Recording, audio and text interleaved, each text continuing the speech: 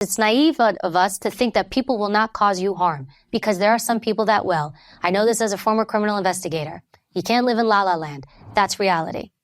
But if I know this and I understand this, I'm going to move through the world in the best way I can. And I'm not going to be surprised when people cause me harm. I'm aware of it. I'm not expecting it.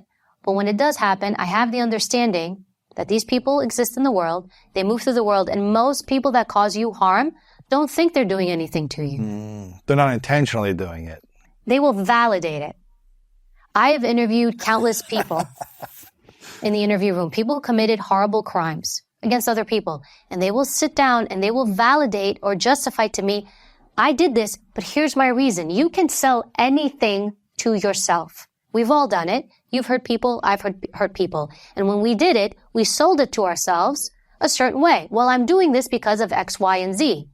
So maybe you sell it to yourself like, well, this is how it works for me. But in the end, you still end up hurting someone else. Yes. It happens. Now, there are varying degrees to that.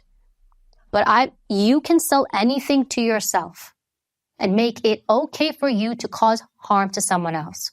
I would see it with all sorts of crime. Wow. I remember working this big, it was a big enough case, but it was a bank case. It was an employee.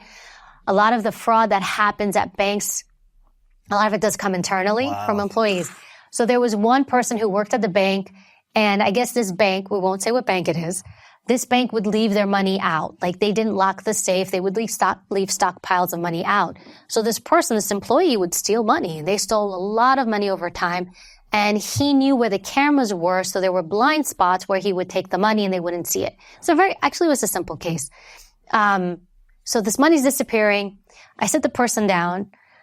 Over the years, it turned out to be a lot of money. And his justification was, the way he sold it to himself was, if that money was so important to them, why didn't they lock it up? Oh my gosh. It obviously wasn't, so I took it. If they cared about their money, they'd lock it up. Shame on them.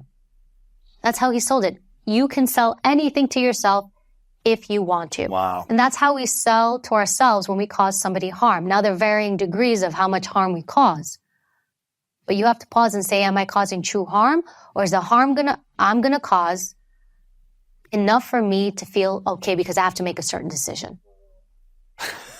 You remind me of a story I went through where we had an employee here a few years ago that we had a $100 bill out and it was gone one day, and we confronted them, and one of the other employees and saw someone else take it, and we're like, did anyone take this or move this? You know, we weren't thinking that anyone stole it, but they just were like, hey, where is this?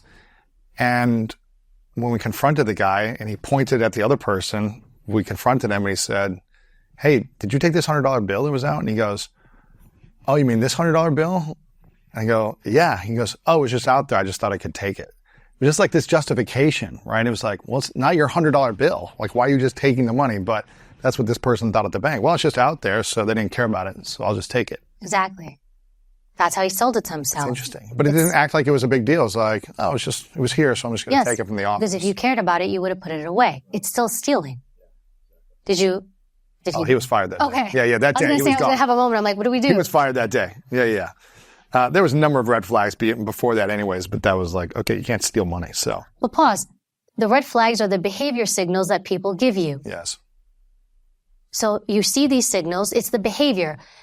I think when you brought up narcissism before and all these labeling people, don't label the person, label the behavior. That's interesting. Label what they show you. What am I seeing in this moment? What is the behavior I'm seeing? That's what you label. And that's what's going to show you what's going on. Because when you label the person, the problem with labeling people is also they're people that we have emotional ties to often. That's my this, that's my that. And so it becomes a little muddy and we can't see clearly. But when you label the behavior, if you can just put aside who the person is and just label what they do, you will see clearly. That's why it's easier for you to give somebody else advice about someone that you don't know, because you're hearing about what this person did to them. You're hearing about the behavior and you're making a rational assessment based off of the behavior of this other person. Yeah, not the relationship or the chemicals of love or whatever might be there. No, you're not introducing all those complexities. All those complexities muddy the water, and that's why we make bad decisions sometimes. Because we're like, well, it's this person. Forget who the person is. What did they do? If you label the behavior, you'll make better choices.